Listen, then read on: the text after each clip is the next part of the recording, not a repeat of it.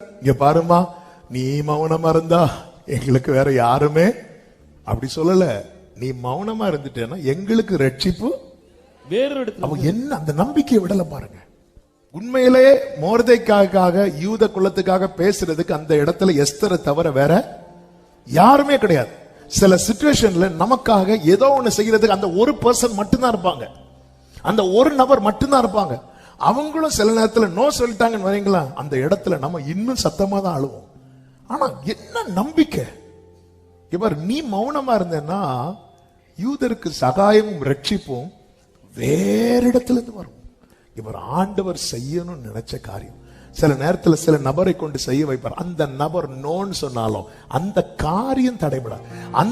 அந்த நபரை கொண்டு செய்வது தடைபடுமே தவிர அந்த காரியம் தடைபடாது. ஏன்னா என் ஆண்டவர் செய்கிற காரியத்தை எந்த மனுஷனுக்கும் முடக்க முடியாது.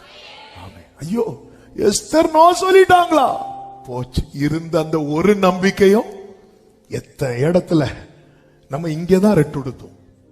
எவ்வாறு நீ மௌனமா இருந்துட்டேன்னா நாங்க எல்லாம் செத்துருவோம்ல சொல்லியிருக்கோம். நாங்க இல்ல, என் நம்பிக்கை. ஏன்னா இந்த மொர்தெக்காய் யார் தெரியுமா? கர்த்தருக்கு கொடுக்கிற மகிமைய உயிரே போனாலும் இன்னொருத்தங்களுக்கு கொடுக்க கூடாது என்பதுல உறுதியா இருந்தவன். ரிசல்ட் என்ன தெரியுமா? 9வது அதிகாரம் 1வது வசனம்.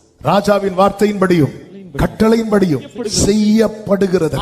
ஆதார் மாதம் என்கிற 12ஆம் மாதம் 13ஆம் தேதியிலே யூதரின் பகைஞர் அவர்களை மேற்கொள்ளலாம் என்று நம்பினார்களே அந்த நாளிலே தானே யூதரானவர்கள் தங்கள் பகைஞரை மேற்கொள்ளும்படிக்கு காரியம் மாறுதலாய் முடிந்தது.